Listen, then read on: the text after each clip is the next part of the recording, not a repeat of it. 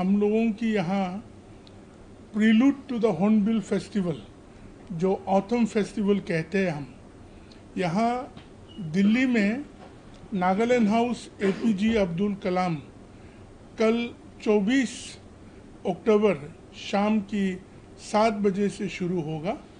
Opening कार्यक्रम रहेंगे और 25 अक्टूबर के दिन तक पूरा शाम तक रहेंगे।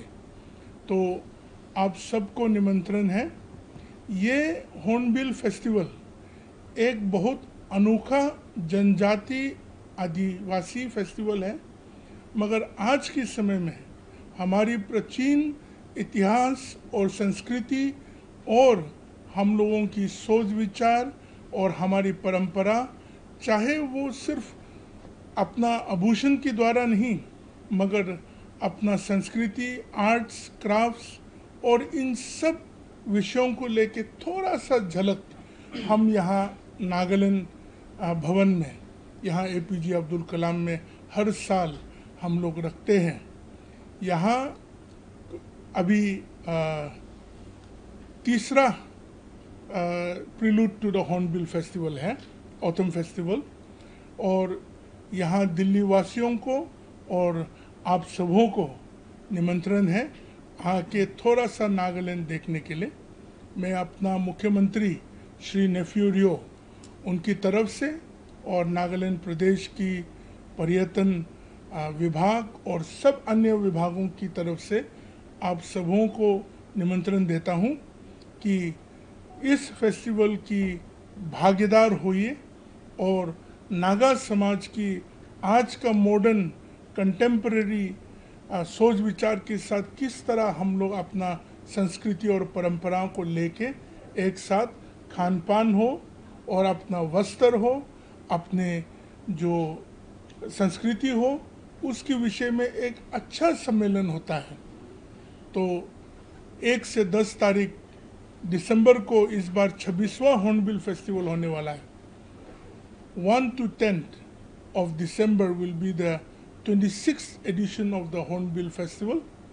इसको हम हमेशा कहते हैं कि पूर्वोत्तर में अगर कोई त्यौहार, अगर कोई फेस्टिवल है जनजातियों का, तो हॉर्नबिल फेस्टिवल को फेस्टिवलों का माँ सम्मान होता है। फेस्टिवल ऑफ फेस्टिवल्स कहते हैं। 17 अलग अलग जनजाति है नागालैंड प्रदेश में और नॉन नागा लोग भी रहते हैं वहाँ, मगर ये जनजातियों का एक सम्मेलन होता है। सिर्फ एक ट्राइबल फेस्टिवल के रूप से नहीं, एक यूनिक फेस्टिवल है। हम आज सब प्रेस और मीडिया को कहेंगे तो नहीं होगा, आपको आना चाहिए और वहाँ का वातावरण को महसूस करना चाहिए। वहाँ की त्यौहार जो ट्राइबल फेस्टिवल हॉर्नबिल फेस्टिवल है, इसमें आप लोग सब भागीदार होना चाहिए।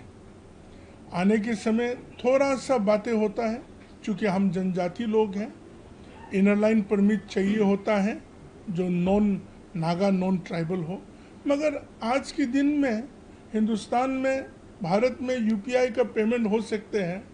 आपका बैंक का लॉगिन आप यहाँ घर में बैठे हुए मोबाइल में कर सकते हैं, तो इनर लाइन परमिट को आप मिलना कोई मुश्किल नहीं है।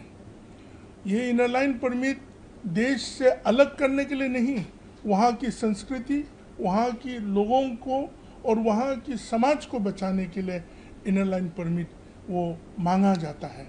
और यहाँ नागालैंड हाउस दिल्ली में भी आके, चाहे वो कलकत्ता में हो और ऑनलाइन हो, आप लोग इस सुविधा को इस्तेमाल कर सकते हैं और उसके द्वारा आराम से नया सोच विचार लेके बाकी की जगह को मन से हटा के आप नागालैंड नागा बन के एक बार आने का आप सबों को निमंत्रण है। और कुछ प्रश्न है तो मैं लूँगा। हॉर्नबिल फेस्टिवल के बाद जो फेस्टिवल है, तो टूरिज्म का जो आप लोगों का परसेंटेज है, डोमेस्टिक एंड जो फॉरेन टूरिज्म है, वो परसेंटेज में कितना बढ़ा हुआ है 2-3 साल का जो आंकड़ा होगा? नहीं, कंप्लीट करेक्ट स्टैटिस्टिक्स देने में मुश्किल होता है, मगर सिर्फ 1 से 10 तारीख तक में करीबन 3 लाख लोग डोमेस्टिक और फॉरेन टूरिस्ट आते हैं। अभी बहुत लोग आ ही जाता है, हम लोग सबको तो निरंतरण करके लेके नहीं जा सकते हैं, मगर हॉर्नबिल फेस्टिवल एक बहुत ही बड़ा फेस्टिवल है। तो लास्ट ईयर का फुटफॉल कितना था और इस बार आप लोग कितना उम्मीद कर रहे हैं? स्टैटिस्टिक्स 2 लाख करीबन 60,000 70,000 है लास्ट ईयर का 10 दिन में। नागालैंड जैसा प्रदेश में जहाँ की आबादी 19-20 लाख हो, 10 दिन में 2-3 लाख आदमी आ जाए तो हमारे लिए संभालने में भी मुश्किल होते हैं। हम तो ये चाहते हैं, नागालैंड प्रदेश का जो टूरिज्म पॉलिसी है, हम चाहते हैं कि वो लोग आए जो अनुभव करना चाहते हो।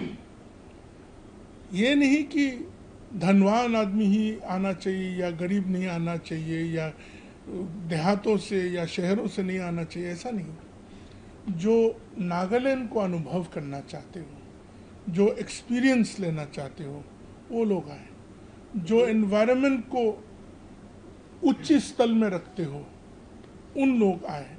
जो गंदगी ना करे, वो लोग आए। वहाँ की वातावरण को एहसास करे और वहाँ से अपने आप को प्रेरित करके अपने देश के विभिन्न राज्यों में आके उस तरह का वातावरण बनाने की कोशिश करें।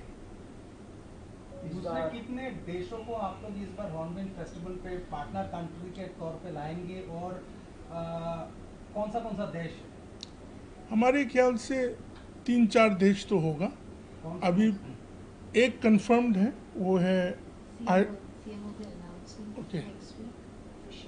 हमारे मुख्यमंत्री नेफ्यू रियो जी अगले हफ्ता वो दिल्ली आके ऑफिशियली अनाउंस करेंगे। मैं कोशिश करूंगा कि आप लोगों को दोबारा निमंत्रण हो। एक तो बताइए कौन सा देश है? हाँ, ग्रेट ब्रिटेन के साथ तो, इंग्लैंड के साथ तो हम लोग का है। उसमें से पिछले साल वेल्स के साथ हम लोग था, इस साल आयरलैंड के साथ होगा। तो बाहर से कोई सेलिब्रिटी आर्टिस्ट होने का अभी तक बात हुआ? सब बातें एक हफ्ते के बाद धीरे धीरे से अनाउंस करेंगे।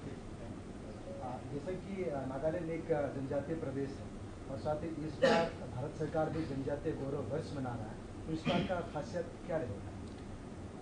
हम लोग तो गर्वान हैं जनजाति होने का, और जनजाति दिवस मनाने का जो भारत सरकार कोशिश करके हमेशा आ रहे, इसके लिए हम लोग मोदी जी को भी और भारत सरकार को भी बहुत बहुत शुक्रगुजार हूँ।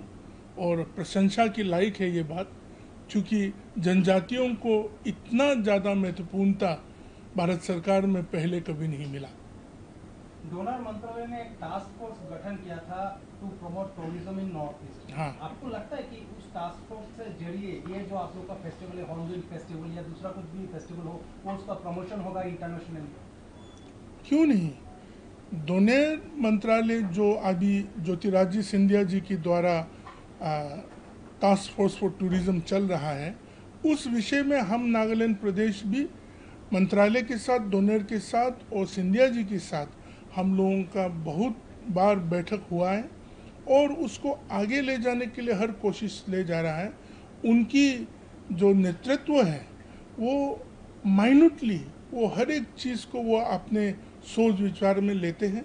हम लोगों के साथ बातचीत होता है, हमारी विभाग और यहाँ के मंत्रालय की आला अधिकारी जितने हैं सबके साथ बातचीत हो रहा है। कुछ राज्यों का तो ऑलरेडी काफ़ी आगे बढ़ चुका है, मेघालय जैसा, त्रिपुरा जैसा, नागालैंड, असम, ये सब भी लग रहा है। और क्यों नहीं, देश ही नहीं विदेश में हम लोगों का नागालैंड और अपने पूर्वोत्तर का जो भी पर्यटन स्थान हैं और पर्यटन के लायक है, वो आगे बहुत बढ़ेंगे।